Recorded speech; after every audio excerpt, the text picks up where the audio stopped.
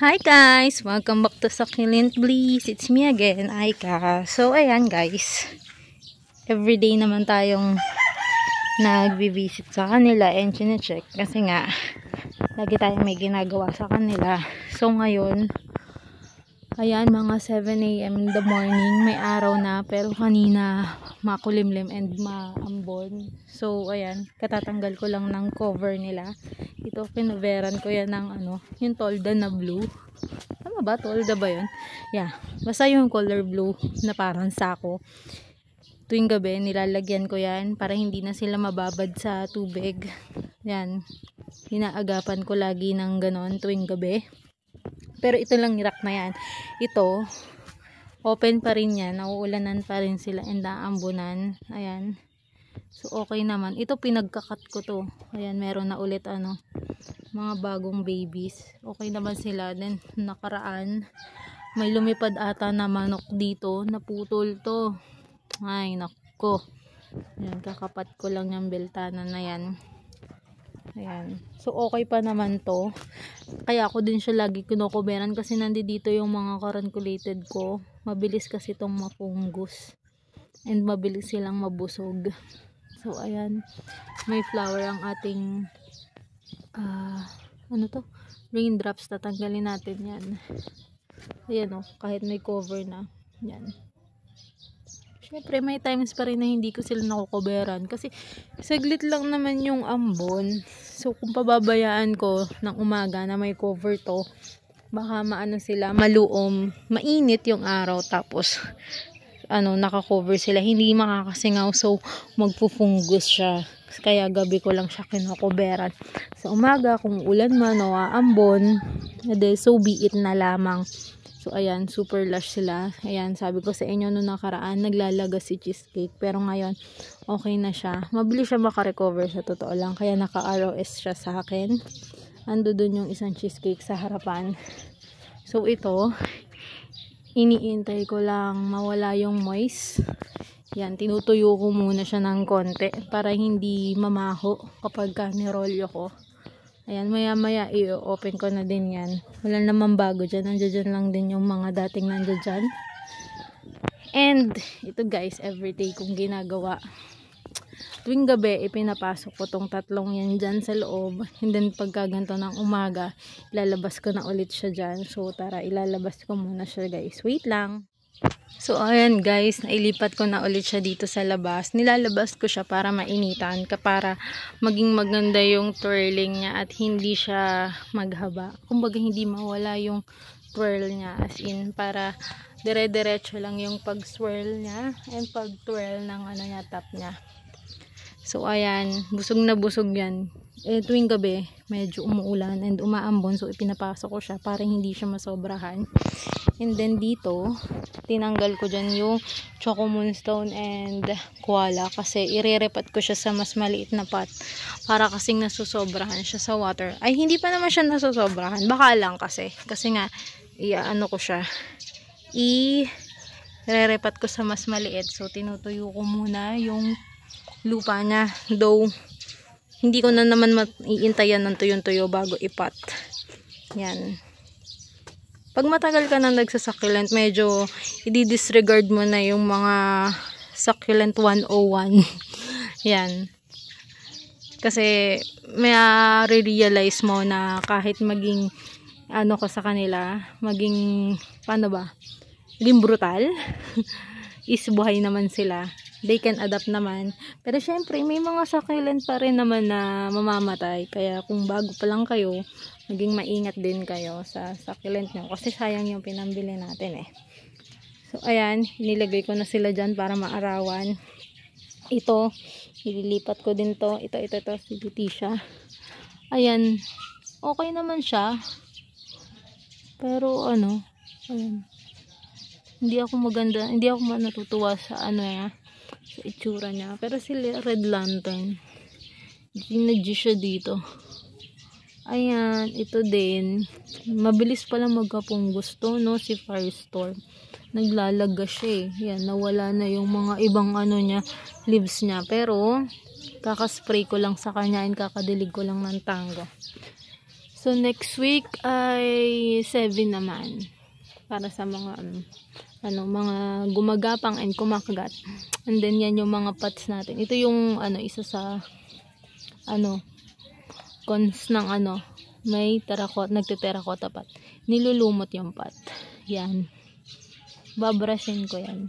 Para, hindi naman siya harmful sa plants mo. Pero kasi, pag binibit-bit mo yung yung pot mo, kagaya ko na mahilig lipat-lipat ng pots, yan, madulas yung pot niya. And then yan, meron na nakaabang dito na pot. Ipinatong ko lang tong orange lover ko. Lalagyan natin yan ng may paparating tayong cactus. Siguro mga Friday or Saturday. Yan. May ilalagay na tayo dyan. And then doon, yan, may nakaabang na. Ayan. Noong nakaraan, nagpunta ako sa Daiso. Ayan, bumila ako ng mga pot na ganyan. Yung mga terracotta na Japanese pot na makikinis. Wala na yung gantong size, guys. Puro ganto na lang at saka maliliit. So, parang sa susunod, pupunta ulit ako doon. Ubusin ko na yon, cherries lang. May kamahalan din niya, 98 pesos ang isa. Ang medyo malayo sa amin yung yung Daiso, sa Tagaytay pa. So pumupunta pa talaga ako doon para bumili niyan. Ayan, so ang price niyan is 98 ang isa. 5 lang yung binili ko. Ayan, kasi mahirap magbitbit, guys. Lalo na commute ka lang. So ayan, okay pa naman sila lahat.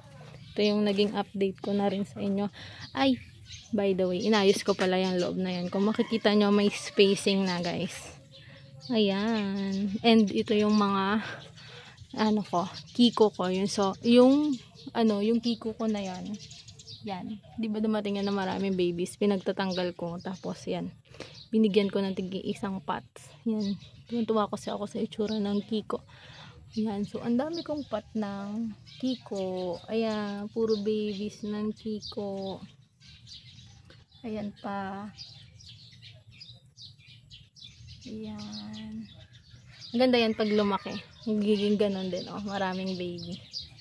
Yan. Ito yung kauna-una ng kiko ko kay Beswang. Hindi ko siya tinanggalan ng babies kasi gusto ko. So, bumili ulit ako ng panibago. Ayan yung nangyari. Yun yung tinanggal ko. So, ayan. Tinutuyo ko din to. Yung lupa nila. Kasi ire-repat ko na din sila. Para mas lumaki sila. And check naman natin, guys, yung mga purple. Ayan, so far okay naman si Purple Delight natin, yung variegated Purple Delight. Carry niya naman dito. So ito din, araw-araw ko din itong chinecheck. Baka hindi niya na kinakaya yung ulan, pero buti naman okay pa siya. Ayan, masisigla na ulit yung ating mga Marinade and Mendoza. Ayan. Ito din. Gusto pala niya dito. Kaya hindi ko na ito tinatanggal kasi nahihirapan ako dito nung nakaraan, diba? So, okay naman siya here. Mataba naman siya. And then yung Korean rosette natin, binawasan ko yan. Gagawa ulit ako ng another pot niyan. And then ang gabo ng ating Lamere. Super ganda ng Lamere natin. Gusto ko siyang dagdagan pero wala pa akong pang mine. Ayan. Ang ating Purple Delight. Super gabo pa rin. Isang layer lang to. Pero, ayan, super ganda. Ito pa. Ang ating donkeys. Yan. Wala nang tanggalan to. Kasi nga nahirapan ako sa kanya nung nakaraan. Tapos ngayon okay siya dito. So, dyan na siya. So, ayan. Okay naman sila. Maganda yung color nila. Kahit pa paano naman umaaraw. Hindi tuloy-tuloy yung ulan. Ayan.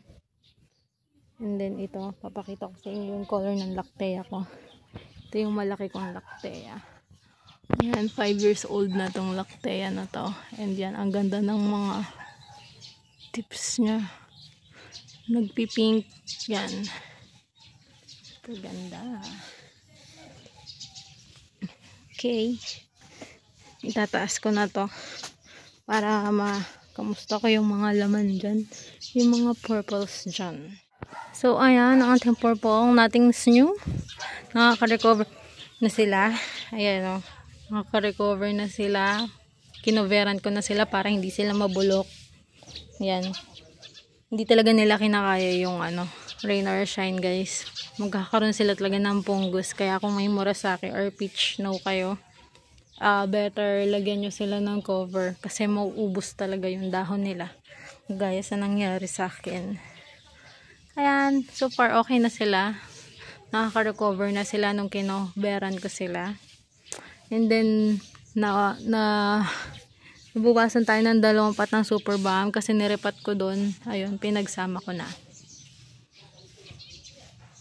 Ayan. Ayan yung murasaki natin na malaki na kinat ko. Kasi super bigat. Ibibis na siya. And then, ito yung nagpropagate tayo ng kalanchoe natin. Ayan. Konti na lang tatayo na sila. Kakaroon na sila ng ugat. Flimsy pa sila. Ayan. Ito pa lang. Ayan. Wala namang bago dito. Later pala kukuha ko ng box sa LBC. Yun. And ano na siya, guys. Succulent. Hindi muna siya cactus. Pero this week din ata may dadating akong cactus from Beswang Erda. So ayan. Wala namang pinagbago bukod sa lagi ako naglilipat sa kanila ngayon kasi nga tag-ulan, baka masobrahan, and dinidilig ko yung ibang nasa loob ng rack. Ito yung naputol dun na beltana. Okay lang yan, mabait naman tas si beltana. And that's it for this video, guys. Thanks for watching. Thank you rin kay Sis Jen of Mergence Garden, kay Sis Lynn ng Grow with Lynn, kay Ma'am Lenny Seringa, kay Ma'am Rich Garden, kay Ma'am Succulent Dabao, kay Mama Donna TV, kay Sis Daisy ng Saxis by Daisy, kay Mami Lay Succulent Garden, kay Sis Jeremy Hermano, kay Sis Babylin, kay Sis Emerald, and sa lahat ng mga aking mga silent viewers, maraming salamat po.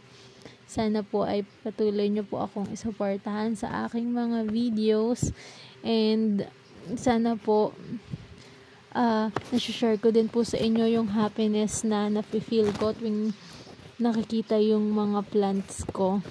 So yun lamang po. Thank you po. Bye. Thanks for watching. Bye.